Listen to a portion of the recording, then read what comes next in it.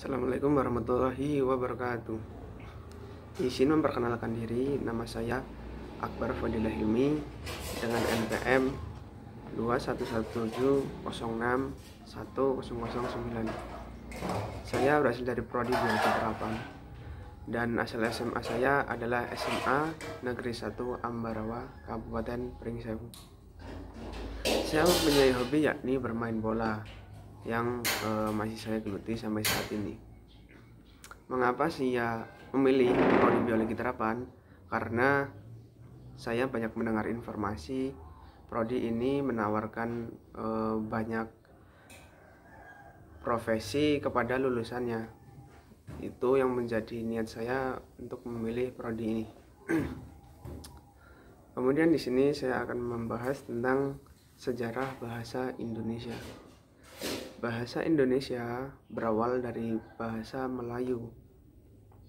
Ia tumbuh dan berkembang sejak abad ke-7 dan digunakan sebagai bahasa perhubungan.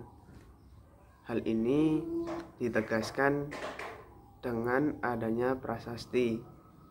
Prasasti-prasasti tersebut banyak ditulis dengan tulisan Pallawa atau bahasa Sanskerta. Namun banyak juga yang ditulis dengan menggunakan bahasa Melayu. Bahasa Melayu digunakan di wilayah Nusantara dan semakin berkembang keberadaannya. Ia menyerap berbagai kosakata, terutama bahasa Sanskerta, Persia, dan bahasa-bahasa Eropa dan bahasa-bahasa yang ada di Nusantara. Bahasa Melayu yang menjadi cikal bakal bahasa Indonesia masih bisa kita jumpai apabila kita berkunjung ke daerah Riau ataupun Kalimantan. Ini berbeda dengan bahasa yang digunakan di serial kartun Upin Ipin.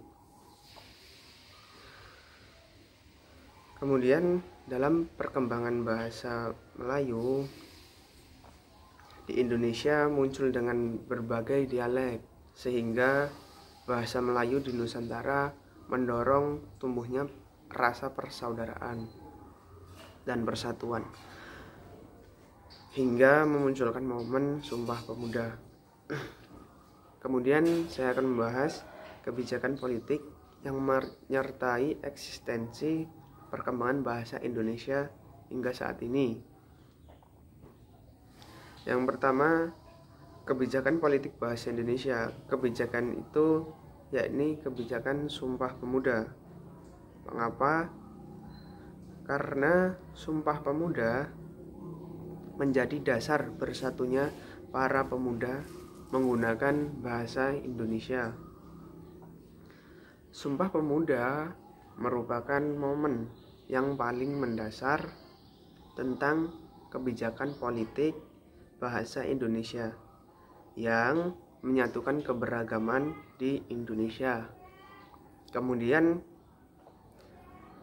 kebijakan yang selanjutnya yaitu proklamasi dan terbentuknya konstitusi bagi Republik Indonesia.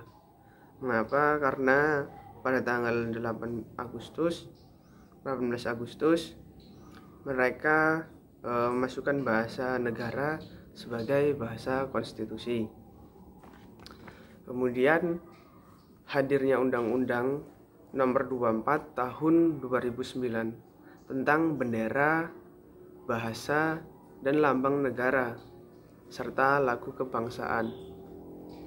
Undang-undang ini menjadi perpanjangan konstitusi kita karena di dalamnya mengandung bahasan umum, penggunaan bahasa Indonesia, pengembangan, binaan bahasa Indonesia, serta peningkatan fungsi bahasa Indonesia menjadi bahasa internasional.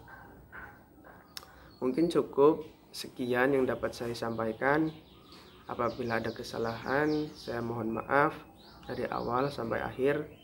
Saya akhiri, wallahu wafiq illa aqwamit thoriq. Assalamualaikum warahmatullahi wabarakatuh.